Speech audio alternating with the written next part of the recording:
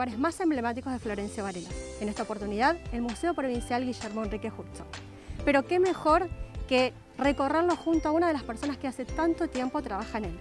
En este caso, su director. Gracias, Rubén, por recibirnos. Un gusto. Bueno, un placer. Aparte nos tocó un día magnífico. Un día primaveral, casi en invierno. Sí, bueno, igualmente es un lugar que se disfruta, ¿no? en todas las épocas. Pero bueno, contanos un poco cómo fueron los inicios del museo. Sí, la casa era un tema de discusión, no se sabía si era una fantasía de Hudson para quienes primero lo leyeron en la Argentina, pero en 1929 un médico que residía en Quilmes, Fernando Pozo, salió con su esposa a andar a caballo con la intención de buscar ese lugar que Hudson llamaba los 25 embúes.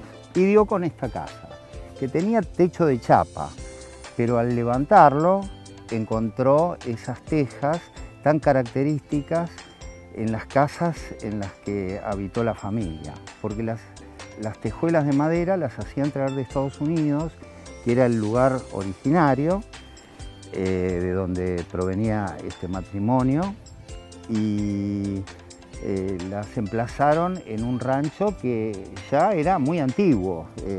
Hudson dice que fue construido al menos 100 años antes de que él naciera, así que estamos hablando de 1750, lo que lo convierte en una de las casas más antiguas de la provincia de Buenos Aires, además de que aquí nació Guillermo Hudson y sus hermanos, 5 hermanos.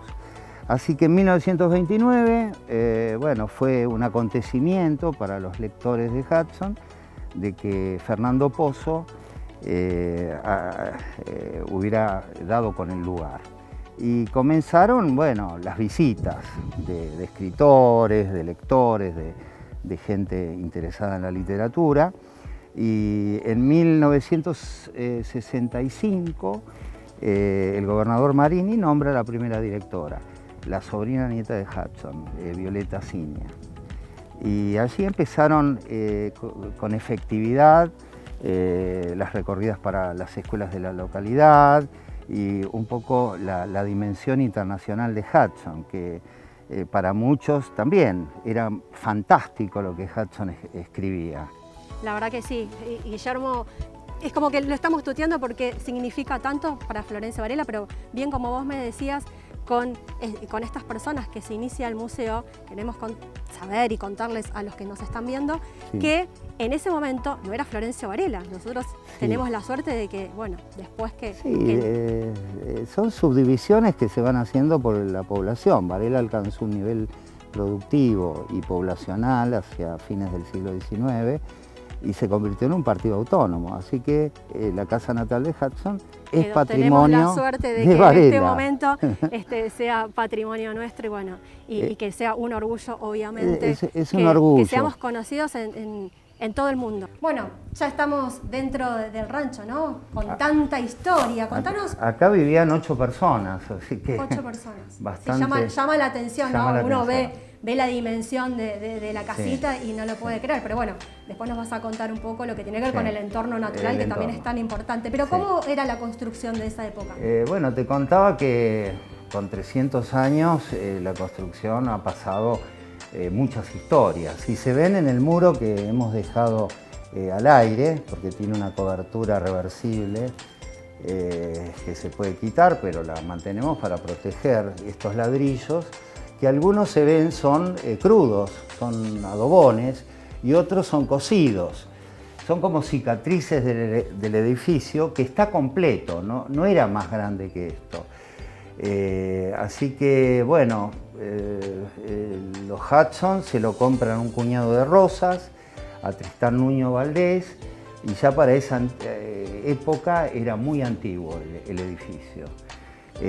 O sea que cuando llegaron ya estaba el rancho en este lugar. Tendría techo de paja, pero bueno, hoy sostenemos este techo de madera, que no era habitual en la Pampa bonaerense. Ahí tenemos algunas de las tejas originales. Estas son las originales. Sí, que analizamos con el microscopio, bueno, en el laboratorio lo hicieron, y las células de madera provienen de la zona de los Apalaches en Estados Unidos.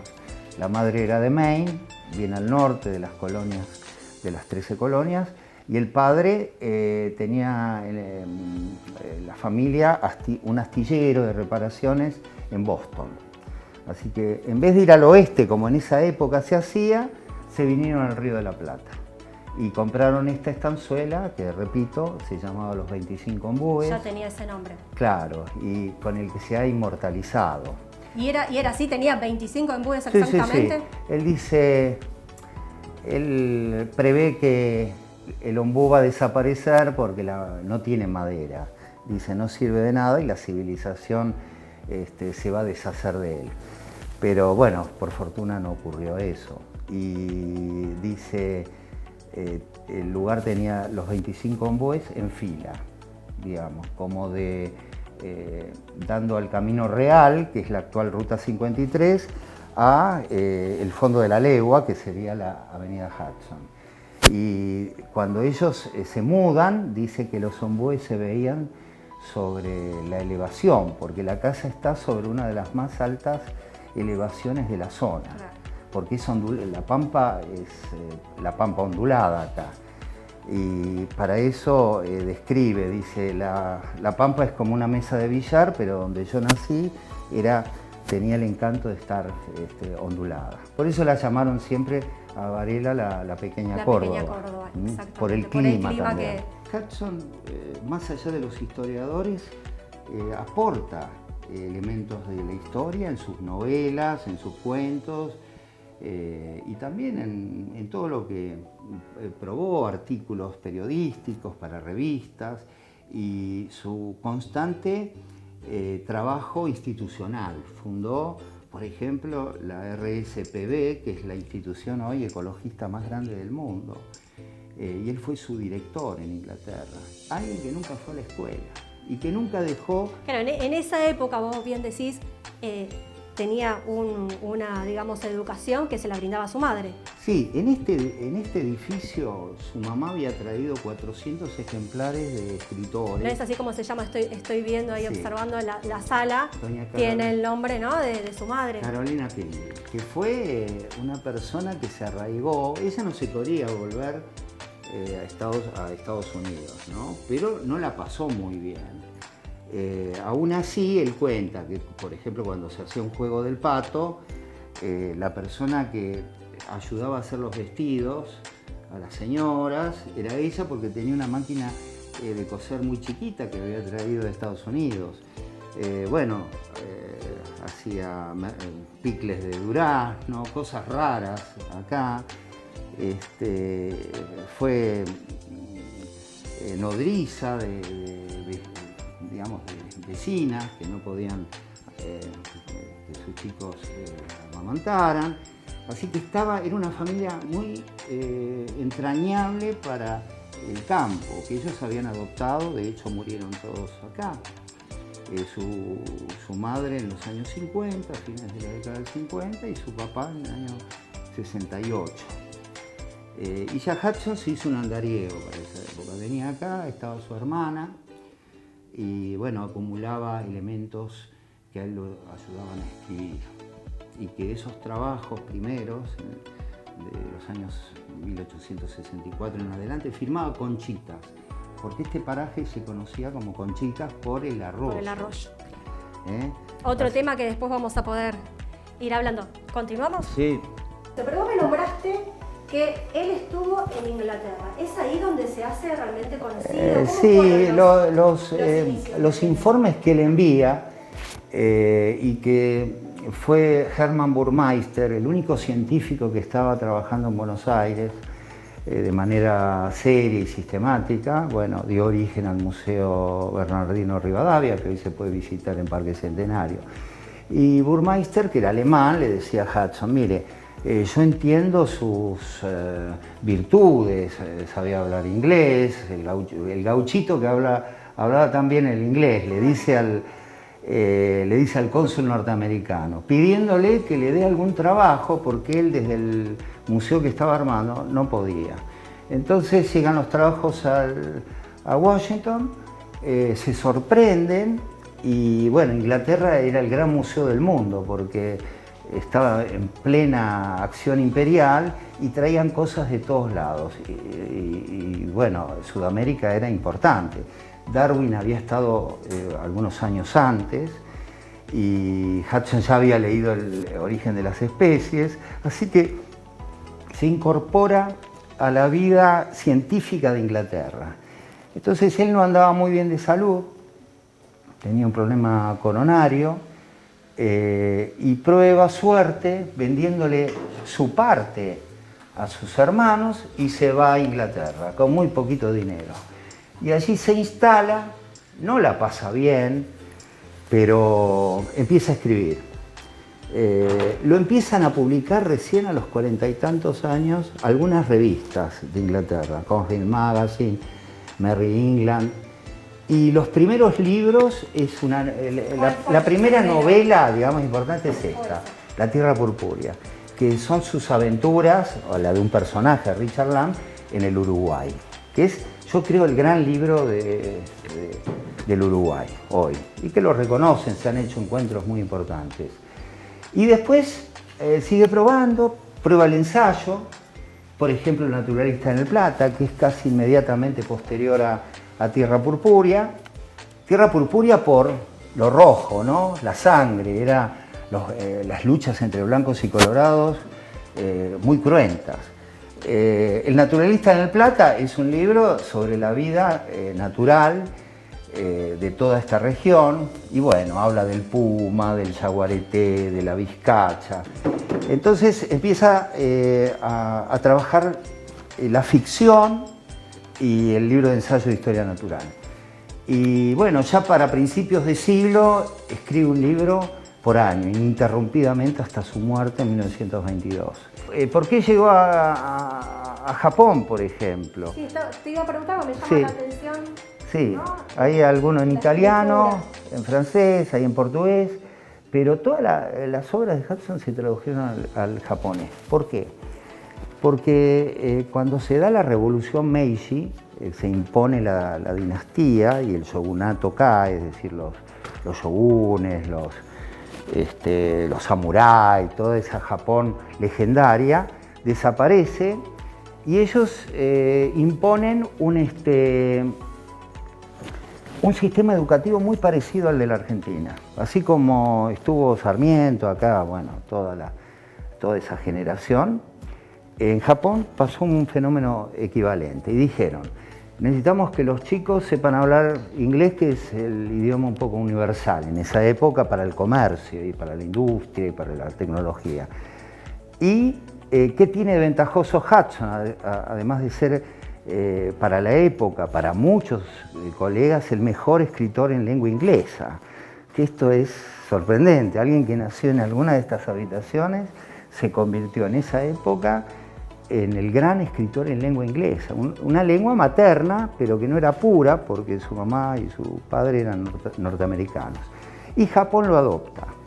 Y Japón, un poco como reconocimiento, en algún momento nosotros dijimos en el museo, es muy chiquito, tiene 4 hectáreas, y salimos de pedigüeños, ¿no? Y los japoneses que habían leído a Hudson se juntaron en torno a una fundación y nos permitieron que aquí se compraran casi 40 hectáreas. Así que el museo en su entorno está preservado de acuerdo a lo que evoca Hudson, donde dice mi casa estaba en la más alta elevación y por el fondo caía el terreno en un ancho y profundo arroyo. Y eso se pudo comprar y va a estar a disposición de todos los varelenses, y tantas generaciones, de generaciones. Porque nadie creía que Varela se iba a poblar, pero se pobló, tiene más de medio millón de habitantes. Entonces esto es como un retazo muy completo. Nació el escritor, se pueden leer los libros y se puede caminar con mayor o menor comodidad por el lugar donde pisó Hudson en su infancia, en su juventud y ya como un adulto, se fue a los 33 años. Y nunca dejó de recordar a su lugar, como le pasa a cualquiera. Es un poco la proyección de la obra de Hudson en Estados Unidos.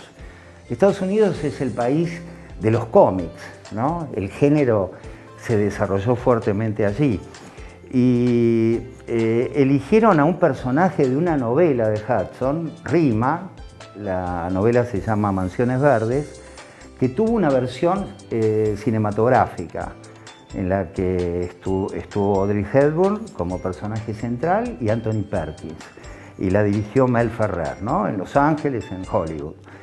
Y Rima pasó de la película, porque era un bestseller para la época, al cómic.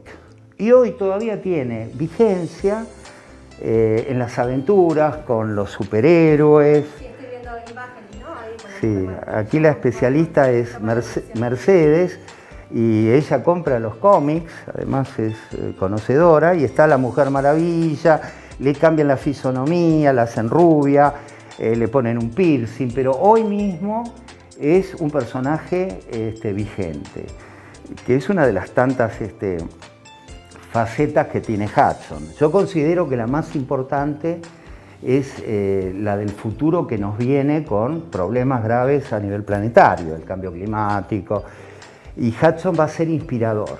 Es decir, no es tanto el científico por ahí el que convence a la sociedad de que cambie algunas conductas.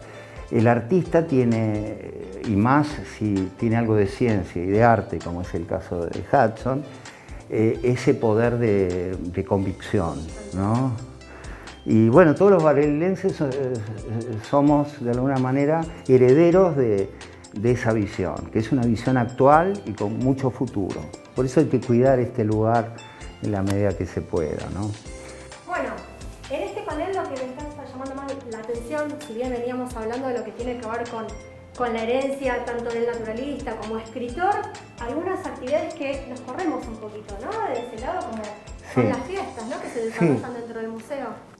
Organizamos algunos eventos experimentales que tuviesen empatía con la comunidad.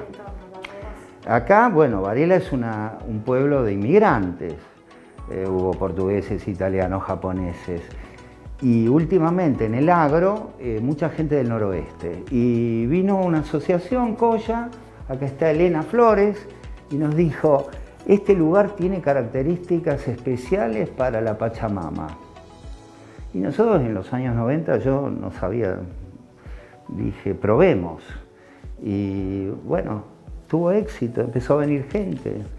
Un poco... Esa fue una de las primeras fiestas que se realizó. 95. Después podemos ver el cartel en ese lugar. Y bueno, la liturgia de la Pachamama evidentemente convocó y sigue convocando para convertirse en algo que es política de Estado. Y tiene que ver con la diversidad. Atrás de la Pachamama hicimos el carnaval también. Y viene mucha gente. Después, bueno, lo productivo. Varela es un lugar con muy buena tierra, muy buena agua, muy buen clima. Y por eso se ha hecho agricultura. Y dijimos, bueno, la frutilla es un elemento, digamos, muy emblemático. Y hagamos una fiesta de la frutilla. Y bueno, también. En la última se agotó toda la producción de frutillas del distrito. Así que yo creo que es bien considerado por los vecinos que se dedican a producir. Bueno, hace un ratito estábamos hablando de las fiestas, ¿no? Que se realizan dentro del museo, así que estamos, digamos, en un lugar bastante particular, ¿no? Sí, acá desde hace 26 años se celebra la fiesta de la Pachamama, que es una de las celebraciones más sentidas para la gente del noroeste, que tanto ha habitado el suelo varelense. Básicamente en las actividades rurales. Y bueno, ese pozo que se hace, la pachaca, durante toda una jornada, en general el primer domingo de agosto lo hacemos, que coincide con el nacimiento de Hudson, el 4 de agosto, a veces.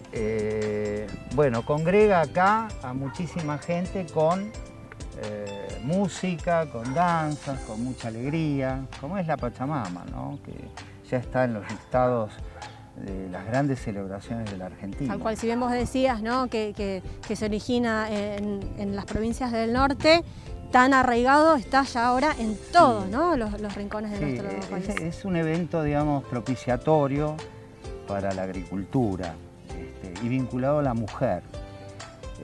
Pero en todo el mundo, de una u otra manera, se hacen celebraciones así. Los celtas lo hacían en Stonehenge, por ejemplo, y actualmente en todos los continentes. Aquí, bueno, lo andino es como superlativo a lo largo de todos los Andes. Y bueno, ha llegado acá y yo creo que es uno de los lugares en donde se lo hace con multitudes, ¿no? Miles de personas. Que bueno, lo que es importante destacar es que no tenemos ningún tipo de consecuencia ambiental, no se rompe nada, no hay vandalismo, así que somos agradecidos del público.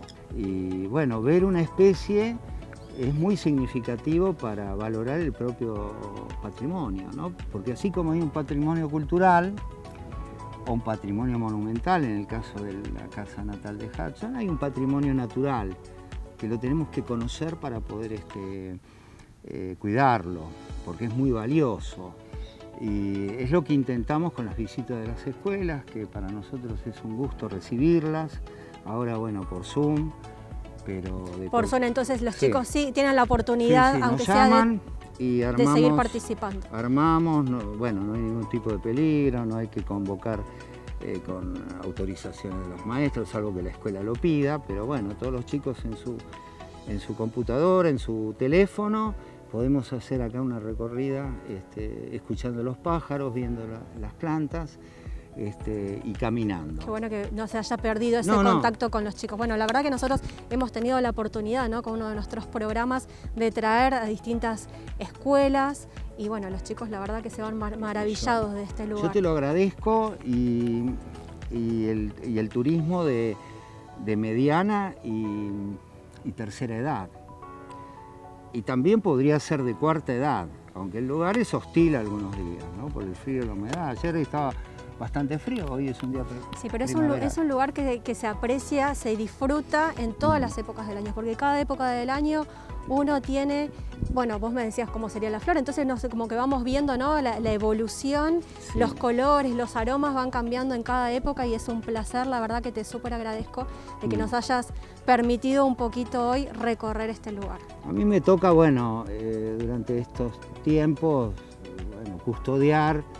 No hay que custodiar tanto porque yo creo que retener el patrimonio tampoco es buena receta.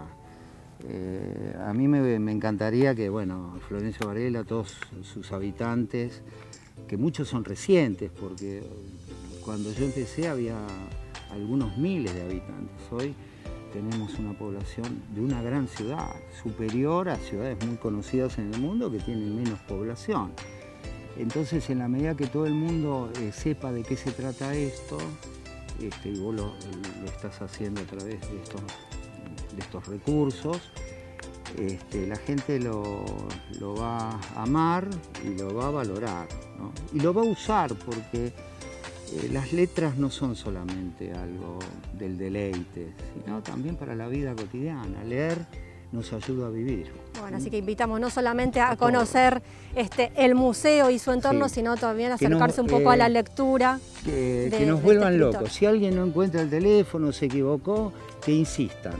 Que nosotros tenemos la obligación de mostrarlo, de animarlo, y de no ser pesados, porque ya te digo, queremos salir de esa horma de que los museos son aburridos. Para nada. Gracias, bueno, fue Mariana. Un placer haber podido disfrutar Bueno. de este recorrido con vos. Gracias. Muchísimas gracias.